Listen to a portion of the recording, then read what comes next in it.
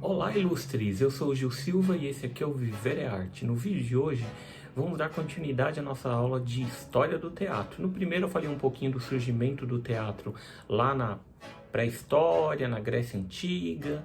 E nesse vídeo de hoje eu vou dar um pouquinho mais de ênfase nas tragédias gregas, vamos falar um pouquinho mais. E também sobre o surgimento da comédia, que é esse estilo que agrada tanto a tantas pessoas. Vamos lá?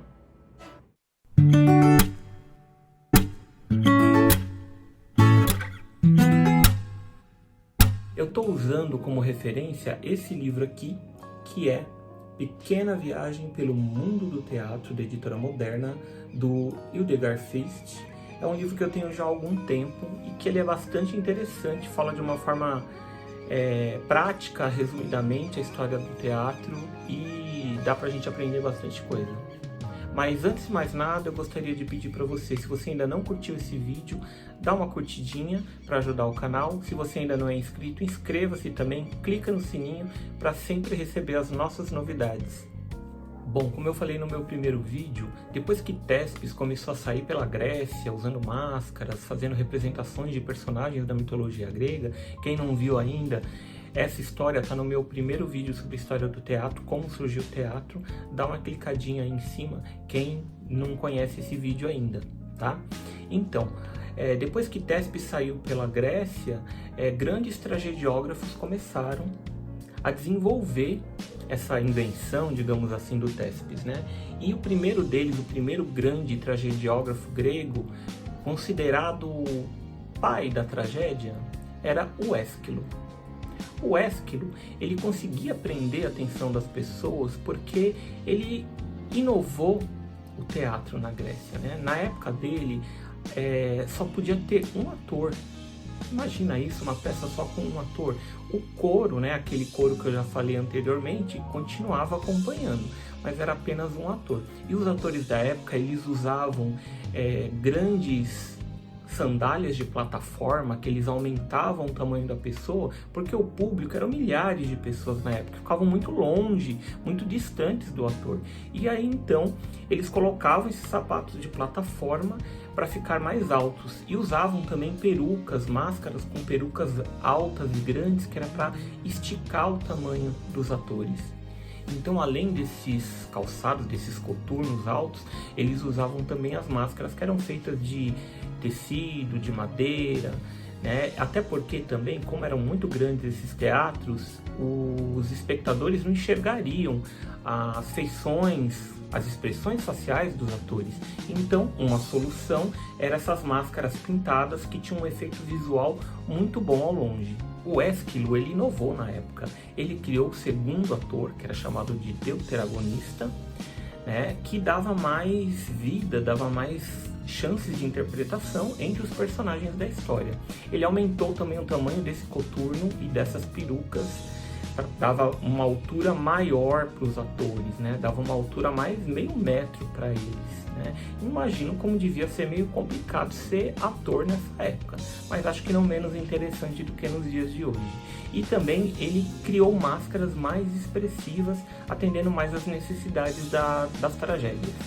Ele incrementou, inclusive, criando até efeitos especiais para a época, o que era novidade. E também o Ésquilo enriqueceu a tragédia, criando mais umas 90 peças aproximadamente, sendo que dessas aí, que foi entre 490 e 458 a.C., dessas aí só 7 chegaram até os dias de hoje. As outras, infelizmente, se perderam no caminho. Essas peças são as Suplicantes, os Persas, os 7 contra Tebas, Prometeu acorrentado e Orestia. Peraí, Gilson, tá faltando duas.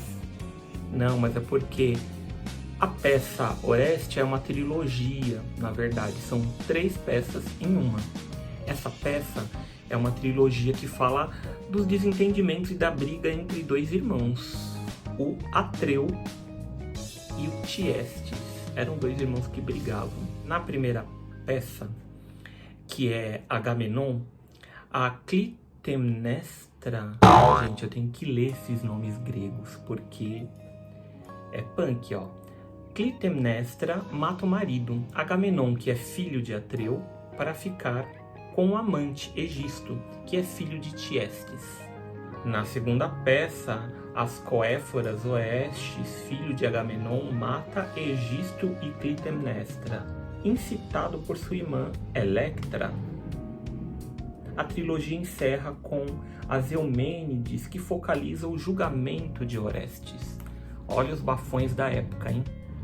O segundo grande tragediógrafo grego foi Sófocles, que viveu entre 495 e 405 a.C. Os atenienses eles admiravam bastante Sófocles como ator também e como autor. Ele também incrementou e criou mais inovações para o teatro da época, como colocando, por exemplo, o terceiro ator, que era o tritagonista. Uma outra coisa que ele fez foi reduzir bastante a participação do coro, que antes interagia bastante com os personagens, até porque não tinham outros atores, né? Então o coro, ele interagia bastante, trocava as máscaras, porque antes as máscaras elas eram trocadas várias vezes durante o espetáculo. Se os atores mudavam de expressão, de sentimento, as máscaras eram mudadas, inclusive no coro. Mas o Sófocles reduziu bastante o coro, que ficou até numa posição meio que de espectadores privilegiados para a época. Mas o Sófocles não gostava muito daquelas coisas de ficar aumentando a altura dos atores e tal, então ele tratou de criar um outro tipo de coturno mais baixinho que diminuiu o tamanho dos atores. Ele escreveu dezenas de peças assim também como Ésquilo, em torno de 120 peças, mas apenas 7 sobreviveram. Acho que eu vou jogar nesse número. Entre essas peças, Ajax, Antígona, Édipo Rei, Electra, As Traquinianas, Filoctetes e Édipo em Colona. Como não dá para contar a história de cada uma delas, eu vou resumir aqui a mais importante tragédia dele, que foi Édipo Rei, que ele escreveu mais ou menos em 430 a.C. Nessa história, Édipo, como o príncipe de Corinto, ele sai de sua cidade, ele vai embora depois que sabe uma profecia que ele está destinado a matar o próprio pai e casar com a própria mãe, olha só. E aí, no caminho dessa viagem que ele saiu de sua casa, ele encontra um desconhecido. Eles acabam se desentendendo, brigando, e ele acaba matando esse desconhecido. Mais pra frente, resumindo, ele encontra uma esfinge. Quem descobrisse o segredo ganharia um prêmio. E aí ele descobriu o segredo da esfinge, ele decifrou aquele enigma e com isso ele conseguiu derrotar a esfinge. E o prêmio qual era? Casar com a rainha Jocasta, a rainha de Tebas. E aí ele se casou com essa rainha e se tornou o rei do lugar. Anos depois, o Édipo ele promete aos seus súditos que vai descobrir quem matou o Laio, o seu antecessor, antigo marido de Jocasta. E, para sua surpresa, nas investigações acaba ficando claro que ele mesmo matou, que ele era aquele desconhecido que ele encontrou no caminho e que, por ironia do destino, ele era o pai de Édipo e que Jocasta era a sua mãe, porque ele era um filho adotivo. Os reis de Corinto não eram os verdadeiros pais dele. O verdadeiro pai dele, Laio, tinha deixado ele, pedido para abandonar Édipo no caminho, porque sabia dessa profecia que ele no futuro poderia matar o Laio. Olha só que história, né? Que tragédia, gente. Foi assim que Édipo ficou sabendo dessa história e termina de uma forma trágica, né? Porque Édipo ele fura os próprios olhos porque ele não quer enxergar essa dura realidade e ele sai por aí a esmo em exílio. Que história triste, né? E, pessoal, é aí que entra o nosso terceiro grande tragediógrafo grego, o Eurípides, que viveu entre 480 e 406 a.C.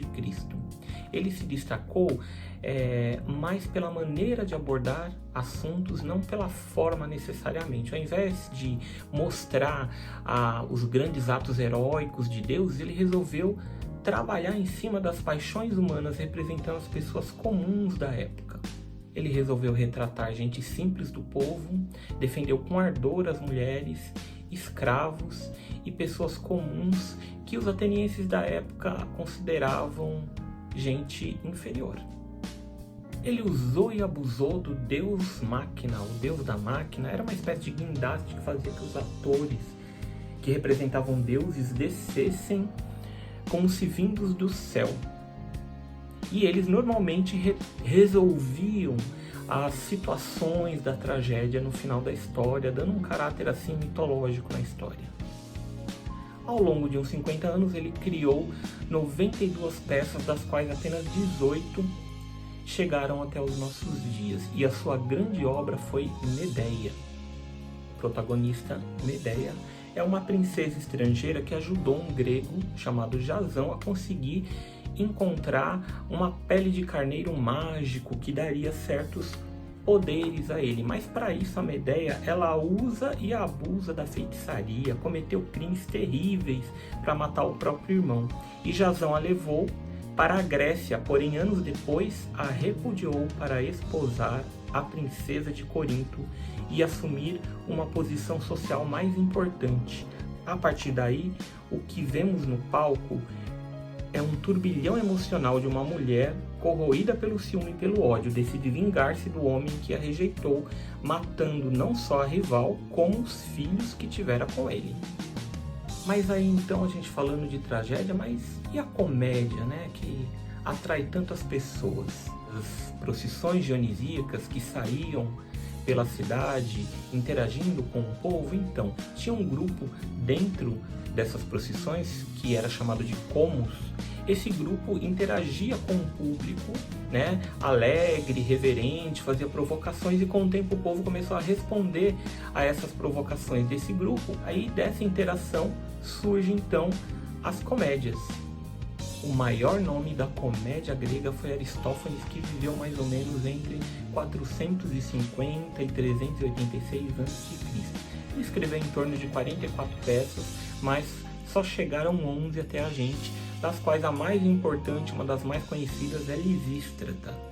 Nessa história que faz referência à Guerra do Peloponeso, Lisístrata, a personagem principal, resolve colocar um fim a essa carnificina, incitando as mulheres a fazer uma greve de amor, a uma greve de desobediência aos seus maridos. Grandes guerreiros que foram capazes de enfrentar inimigos grandiosos, mas que foram vencidos pela resistência de suas mulheres. Aristófanes, ele era crítico de políticos, juízes, filósofos da época, e foi um crítico ferrenho a essas mazelas humanas que já aconteciam naquela época. Ele também contribuiu com o desenvolvimento do teatro na época, incluindo aí o quarto ator nas peças, o tetragonista. Bom, é isso, pessoal. Gostaram do nosso vídeo? Nós vimos então os 3 principais tragediógrafos gregos e o início da comédia. Espero que vocês tenham gostado dessa história e aguardem que nós teremos muitas outras pela frente. E até o próximo!